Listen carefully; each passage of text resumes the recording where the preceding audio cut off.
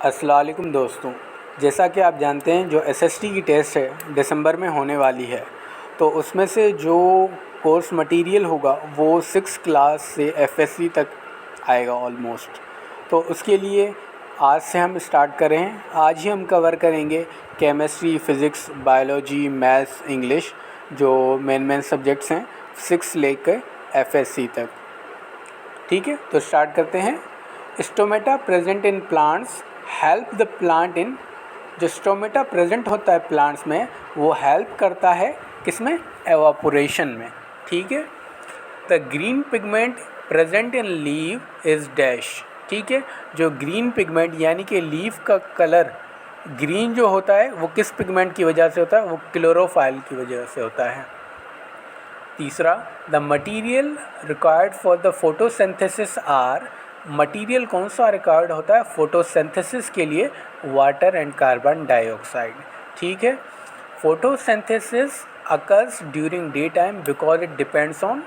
Photosynthesis जो होता है हमारा वो डे टाइम पे क्यों होता है? क्योंकि उसे सनलाइट की ज़रूरत होती है, यानी कि सन की जो लाइट की एनर्जी होती है वो रिक्वायर्ड होती है फोटोसिंथेसिस के अमल को हरकत में लाने के लिए या स्टार्ट करने के लिए। ठीक है। During night plant gives out more. रात के वक्त प्लांट्स जो होते हैं पौधे वो क्या ज़्यादा देते हैं? कार्बन डाइऑक्साइड गिव आउट करते हैं। ठीक है। तो उसके बाद हम आ जाते हैं, the following is an example of an abiotic part of an ecosystem. हमारा जो इकोसिस्टम है उसका एबायोटिक पार्ट इनमें से कौन सा है? तो उनमें से एबायोटिक पार्ट हमारा है मिनरल्स। उसके बाद है the following is an example of biotic component of an environment. हमारे माहौल का बायोटिक कंपोनेंट इनमें से कौन सा है? तो हमारे माहौल का बायोटिक कंपोनेंट इनमें से है bacteria on the surface of your skin. हमारी स्किन पे मौजूद जो बैक्टीरिया है वो एक बायोटिक कंपोनेंट है हमारे एनवायरनमेंट का। Tapeworms that live inside organisms and feed on the nutrients of the food organism eat are an example of। जो tapeworms होते हैं जो लिव करते हैं ऑर्गेनिजम्स के अंदर और फीड किस पे करते हैं? न्यूट्रिएंट्स पे फूड ऑर्गेनिज्म की जो वो खाता है, तो वो होते म्यूचुअलिज्म, उन्हें कहते हैं हम म्यूचुअलिज्म। उसके बाद आते हैं organisms in an ecosystem can be classified as producers or consumers. The producers provide food for the consumers. Name the organisms that consume both producers and other consumers. तो वो हैं ओमनीवोर। ऑर्गेनिजम्स हमारे ecosystem में classify होते हैं या producers होते हैं या कंज्यूमर्स होते हैं, यानी कि एक बनाने वाले होते हैं प्रोड्यूसर्स जो खादा खुराक बनाते हैं और दूसरे होते हैं कंज्यूमर्स जो खा रहे होते हैं। तो इनमें से कह रहा है कि आप उसका नाम बताएं जो प्रोड्यूसर भी हो और साथ के साथ कंज्यूमर भी हो, तो वो ओमनीवोर है।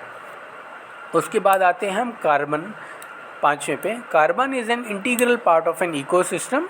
It is cycled throughout the ecosystem as it is used and then reused. It is necessary for all life to exist. Name the process in which plant uses carbon dioxide.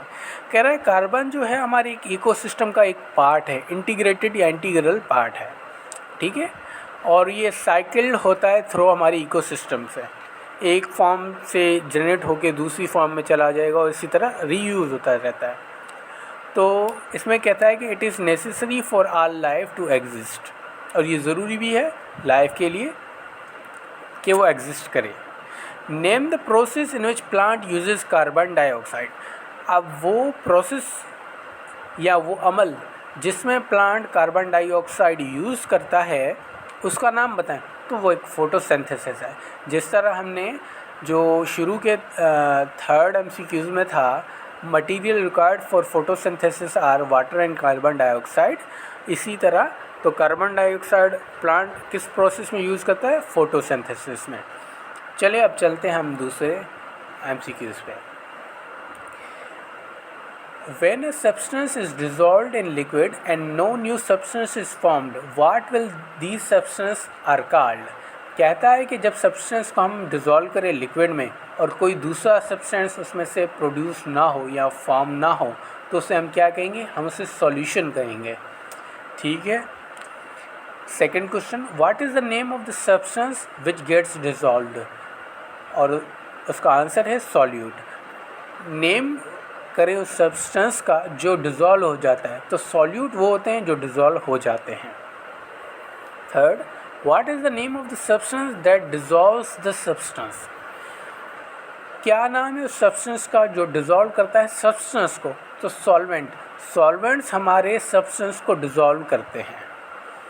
उसके बाद fourth, N example of a solution, solution का example क्या हो सकता है, best example sugar and water, कि पानी और चीनी ये क्या सॉल्यूशन है। What is one property of suspension that makes it different from solution, suspension की एक प्रॉपर्टी जो सॉल्यूशन से उसे मुख्तलिफ या डिफ्रेंशिएट करती है वो है सस्पेंशंस हैव सस्पेंडेड पार्टिकल्स।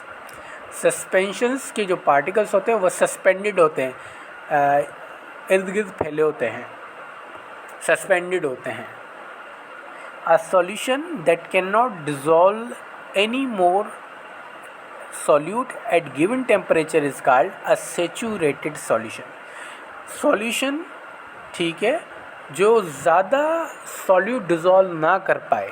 ठीक है, एक ऐसा वक्त आता है जब आप पानी में चीनी डालते जाओ वो डिज़ोल्व होती जाएगी, लेकिन एट अ गिवन टेम्परेचर पे जब उसकी कैपेसिटी कंप्लीट हो जाएगी तो वो ज़्यादा शुगर को डिज़ोल्व नहीं कर पाएगा।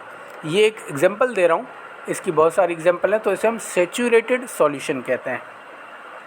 The solution of a solute substance increases, solubility हल करने की सलाहियत जो एक सॉल्यूट की होती है ना, वो इंक्रीज़ कब होती है, जब हम टेम्परेचर को इंक्रीज़ करते हैं। As the liquid heats up, तो इसका आंसर है, क्योंकि जैसे हम हीट अप करते हैं तो पार्टिकल्स मॉलिक्यूल्स ज़्यादा मोशन में आ जाते हैं और ज़्यादा क्विकली जो है ना रिएक्शन करते हैं, और इस तरह सॉल्युबिलिटी हमारी इंक्रीज़ हो जाती है।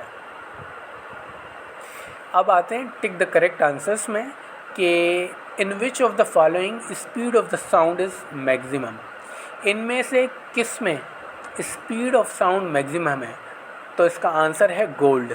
सी वाटर, एयर, स्पेस, गोल्ड। देखें, जो साउंड की स्पीड मैक्सिमम होती है ना वो सॉलिड्स के अंदर होती है, और इसमें सॉलिड हमारा है गोल्ड, तो इसमें ही हमारी मैक्सिमम स्पीड होगी साउंड की। Second, when sound travels through air the air particles dash, जब साउंड ट्रेवल करता है एयर में, एयर पार्टिकल्स क्या करते हैं, वाइब्रेट करते हैं perpendicularly to the direction of wave propagation. Wave की प्रोपेगेशन में 90 डिग्रीज़ की डायरेक्शन में वो वाइब्रेट होते हैं। Sound waves first enter the, sound waves जो होती हैं पहले वो इंटर एयर की किस साइड पे होती है, एयर की कैनाल जो होती है वहाँ पे इंटर होती है sound waves.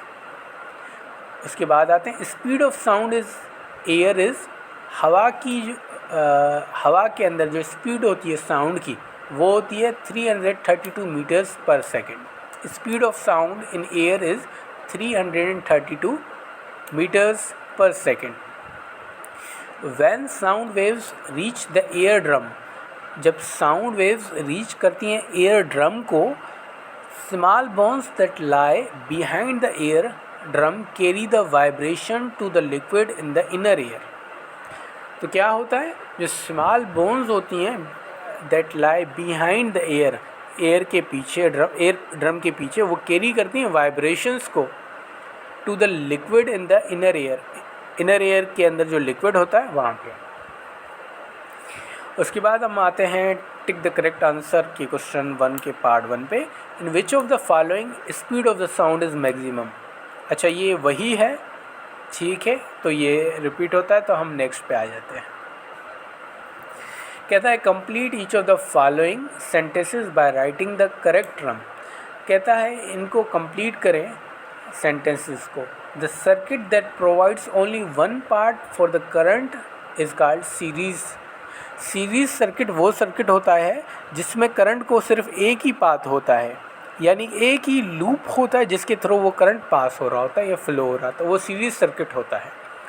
One of the unit on hour electricity meter is known as, हमारे जो इलेक्ट्रिसिटी मीटर होते हैं उनमें से इलेक्ट्रिसिटी का जो एक यूनिट होता है वो 1 किलोवाट आवर होता है। The unit of potential difference is, जो पोटेंशियल डिफरेंस है उसका यूनिट है वोल्ट। वोल्टेज जिस तरह बैटरीज पे होते हैं, इतने वोल्ट की बैटरी है, तो ये पोटेंशियल डिफरेंस का यूनिट है, ठीक है। The unit of electric current is, जो करंट का यूनिट है इलेक्ट्रिक करंट का वो एम्पेयर है, सब जानते हैं। The unit of resistance, resistance जो होता है रुकावट जिसे हम कहते हैं, उसका यूनिट है ohm. Sound waves travel in solvents through, जो साउंड वेव्स होती हैं वो सॉल्वेंट्स के अंदर ट्रेवल करती हैं लॉन्गिट्यूडनल वेव्स के ज़रिए। लॉन्गिट्यूडनल वेव्स के थ्रू साउंड ट्रेवल्स करती हैं या फॉर्म में ट्रेवल करती हैं। वेवलेंथ जो होती है सिंबलाइज्ड एज, जो वेवलेंथ को हम सिंबलाइज करते हैं वो लैम्डा से करते हैं।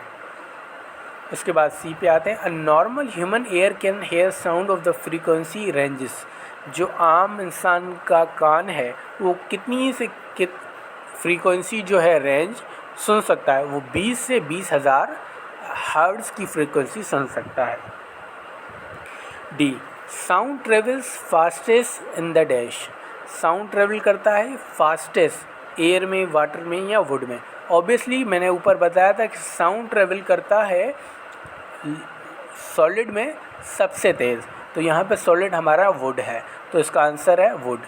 Decibel is the unit of measurement of dash, जो डेसीबल है वो यूनिट ऑफ मेजरमेंट है किसका, एम्पलीट्यूड का।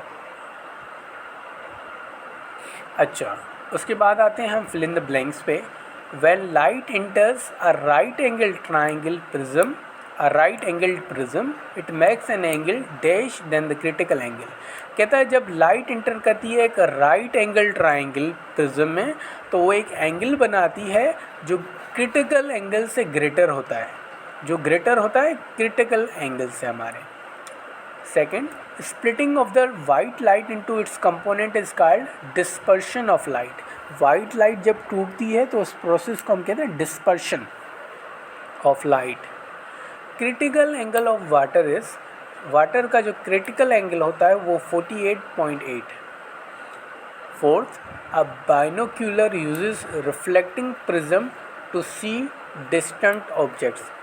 बाइनोक्यूलर जो यूज़ करता है वो रिफ्लेक्टिंग प्रिज्म्स यूज़ करता है ताकि वो जो डिस्टेंट ऑब्जेक्ट्स हैं उनको देखा जा सके। 5, if an object absorbs all 7 colors of light, it appears in black color. If an object absorbs all 7 colors of light, it appears in black color. अगर एक ऑब्जेक्ट जो है वो एब्जॉर्ब कर लेता है 7 कलर लाइट के, तो वो ब्लैक अपीयर होगा। Fill in the blanks. Melting of ice cream is a dash change, जो आइसक्रीम है हमारी उसके मेल्ट होने का चेंज कौन सा है, वो एक फ़िज़िकल चेंज है, क्योंकि वो फिज़िकली शेप लूज़ कर रहा होता है। The dash change is irreversible, कौन सा चेंज जो है वो हम उसको रिवर्स नहीं कर सकते, इरिवर्सिबल है, वो केमिकल चेंज है, केमिकल चेंज इरिवर्सिबल है। 3, mixing of sugar in water is a dash change, जो पानी के अंदर हम शुगर को मिलाते हैं वो कौन सा चेंज है, वो एक फ़िज़िकल चेंज है, ठीक है। Melting of wax is dash change, melting of wax जो हमारी वो एक केमिकल चेंज भी है और एक फ़िज़िकल चेंज भी है, दोनों।